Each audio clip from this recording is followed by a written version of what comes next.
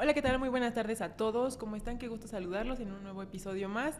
Hola, Betsa. ¿Cómo Hola estás? Lore, muy bien, muy contenta de una vez más estar en un nuevo episodio jurídico, claro que sí, Bien.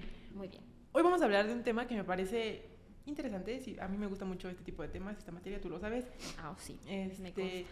y vamos a hablar de este tema porque ya se viene el tiempo para Sí, hacerlo. Sí, vamos a hablar de las asambleas de accionistas de una empresa. de las sociedades mercantiles. Así es. Nuestra ley mercantil contempla varios tipos sociales, la SDRL, la SADCB, la sociedad en comandita por acciones, la sociedad en comandita simple, etcétera, etcétera. Son diversas las sociedades que existen, no solo es una, o algunas que estamos muy acostumbrados a las sociedades anónimas de capital variable, también tienen diferentes tipos de capitales, que es el variable y el fijo. Esto para como un conocimiento, como cultura general, para aquellos que tal vez no están muy relacionados con el tema. Bien, Lore, yo tengo una pregunta. ¿En cuál ley podemos encontrar este tipo de, o más bien esta información sobre las sociedades? La bellísima y hermosísima, hecha por los dioses, Ley General de Sociedades Mercantiles. Bien. Esta ley es la que justo nos engloba todos estos tipos sociales Okay. y nos da las características de cada uno.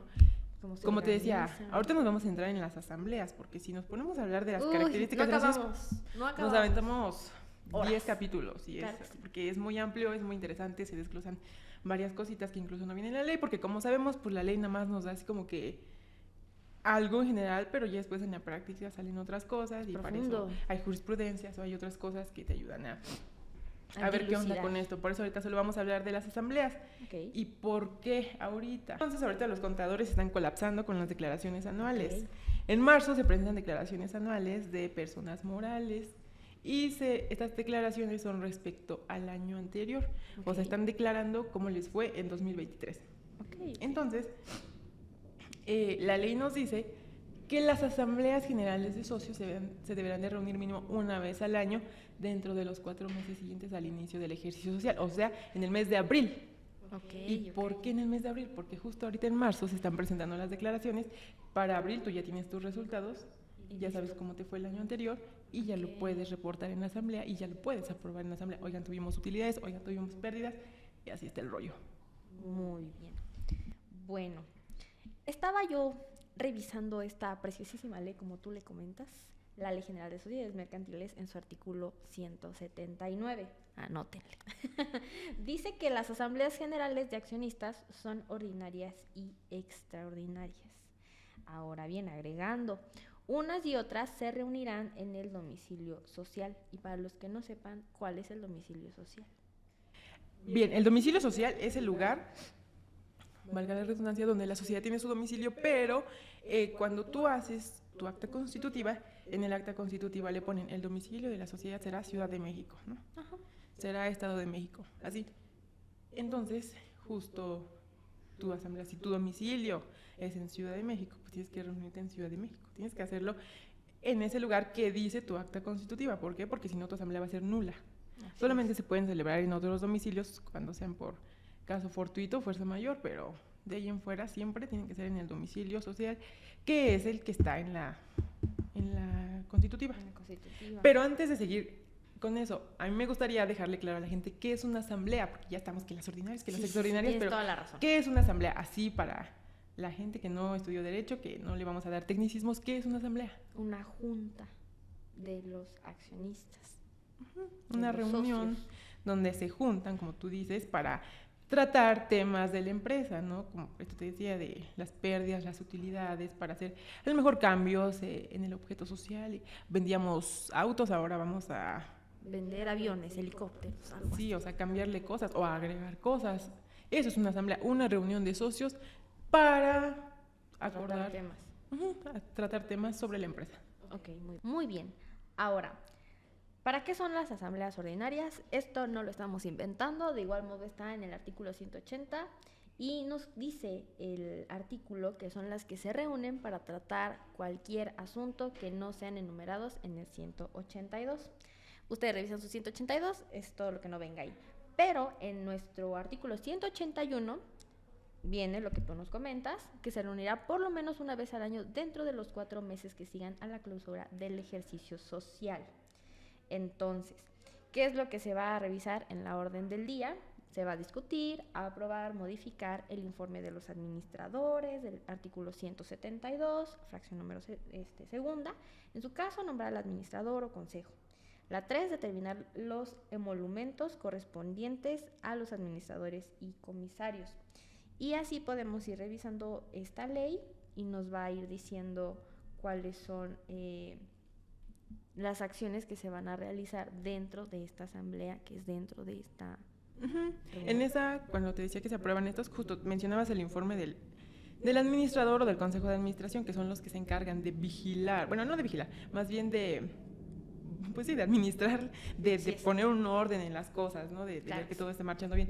Entonces justo se rinde un informe donde le decía a los socios, oigan, pues mira, el año pasado nos fue así, hay esto, salió esto en los estados, porque de hecho tienen que presentar los estados financieros, como el estado de resultados, el balance general, un buen de, bueno, la misma ley te los pide, tiene que presentárselos. De hecho, estos no se tienen que presentar ese día de la asamblea, se tienen que poner a disposición de los socios 15 días antes en el domicilio de la sociedad para que ellos los puedan ir a consultar, y ya el día de la asamblea nada más es como para ver si están de acuerdo, ¿no? O sea, no es como para que en ese momento se tomen a revisarlos. ¿Por qué? Porque los financieros son muy grandes y traen muchas cosas, entonces no es como que en una reunión puedas estar revisándolos y sacando conjeturas. Entonces, eso les presenta el administrador o el consejo de administración.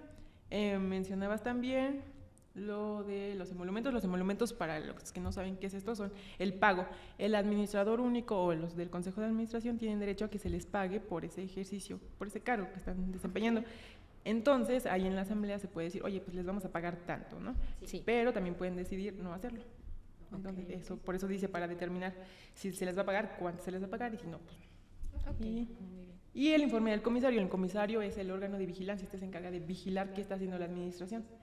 Entonces, como el administrador rinde su informe, pues el comisario también, y te dice si sí es cierto lo que te está diciendo tu administrador.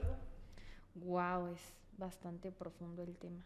Sí, es por eso que se necesita asesoría y no solamente leer la ley y decir, sí es esto, no.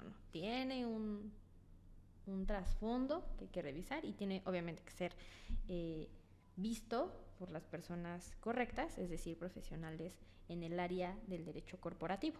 Un abogado corporativo y un contador. En este caso sí es indispensable la presencia de un contador, porque obviamente es quien te hace los financieros, quienes los revisan y pues incluso quien te los explica. Hay muchos que sugieren que el comisario sea un contador, justo que es aquí. Sí, para que sepa lo que te están presentando, porque si pones a Juan Pérez y Juan Pérez ni siquiera entiende, pues no. ¿Cómo vas a ver si tu administración te está diciendo la verdad o no? ¿Está haciendo bien las cosas? ¿No? Todos perdidos sin un contador. Sí. Claro que sí. Y entonces nos decías que, como dice la ley, todo lo que no está prohibido está permitido. Entonces, aquí todo lo que no es ordinario es extraordinario. Ok. Entonces, ¿qué es lo extraordinario? ¿Qué puntos se tocan en una asamblea extraordinaria? Como para dejarlos así bien marcados y ya de que lo que no sea eso es ordinario. Ok. Contestando a la pregunta, te la responde el artículo 182. Y textualmente nos dice, son asambleas extraordinarias las que se reúnan para tratar cualquiera de los siguientes asuntos. La primera fracción nos dice, prórroga de la duración de la sociedad. ¿A qué se refiere? Es decir, tú en tu constitutiva pones, la sociedad durará 99 años. Ahorita ya la mayoría le ponen que su vigencia va a ser indefinida. Pero antes le ponían así de que 50 años, 90 años, 99 años. Entonces, ponle tú que en un caso muy extremo, de que ya estás en el año 99, y dices, no quiero que se muera. Entonces, haces una asamblea extraordinaria, vamos a aumentar la vigencia de la sociedad para X años. A eso se refiere esto. Perfecto. La fracción número 2 nos dice disolución anticipada de la sociedad.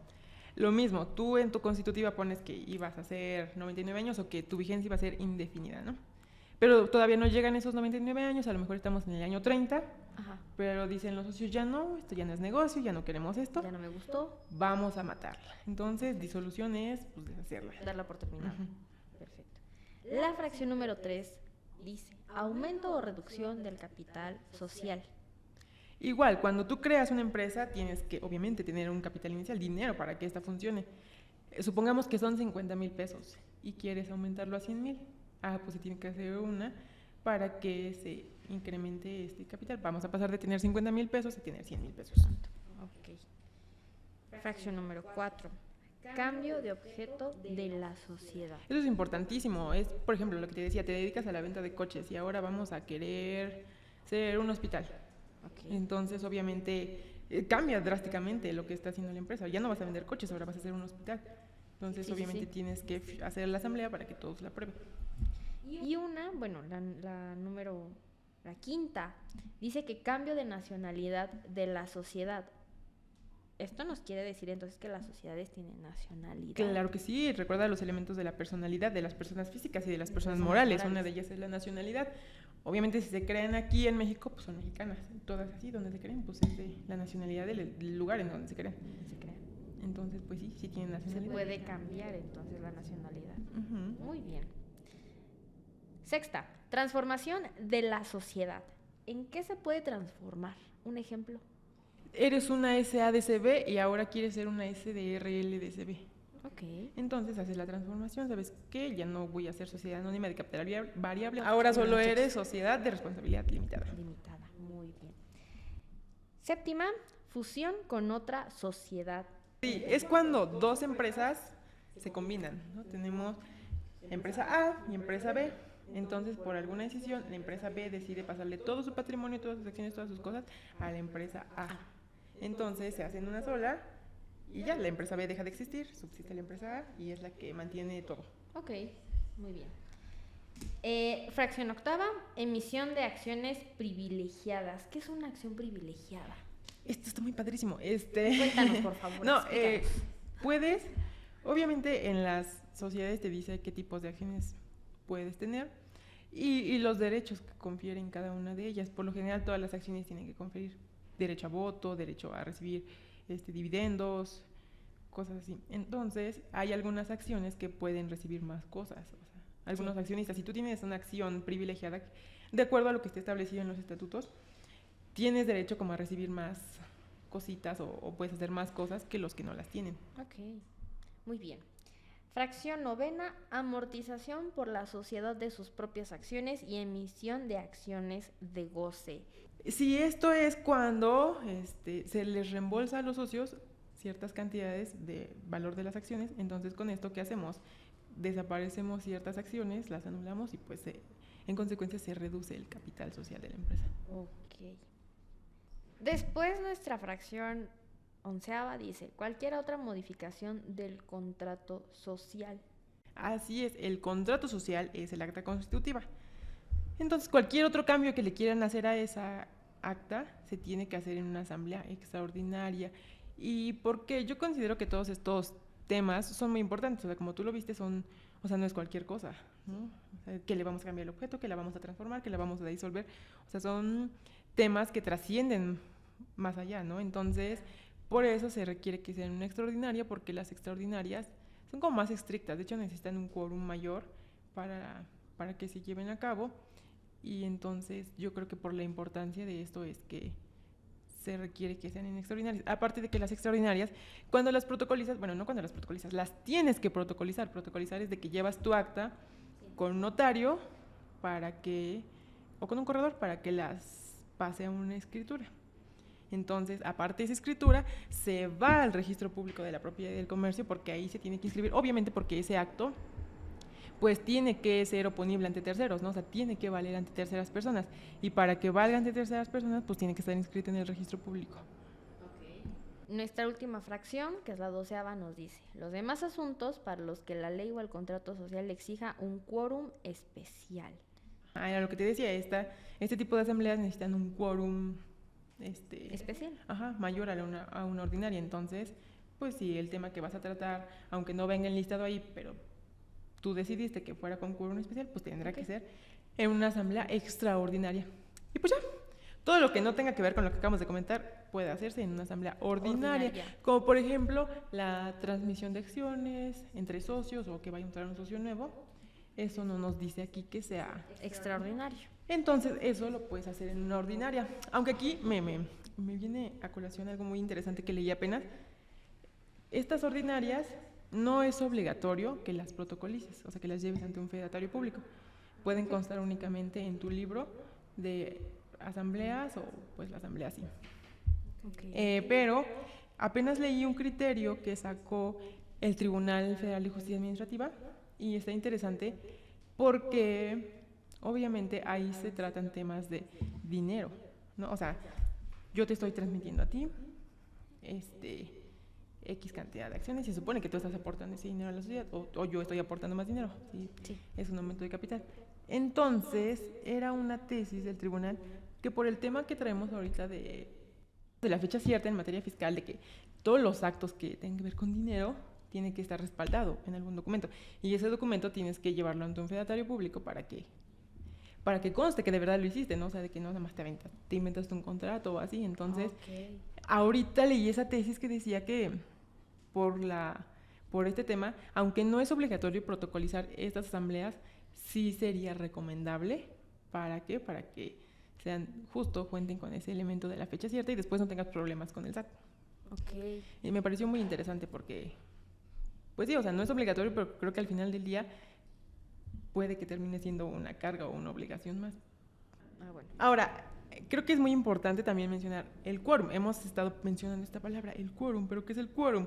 El quórum, pues, es la cantidad de personas necesarias para que se pueda proceder al desarrollo de estas asambleas. Muy bien. En el caso de una ordinaria nos dice la ley que se necesita el 50% del capital social. Ojo, del capital social. Esto es muy importante porque se puede prestar a confusiones.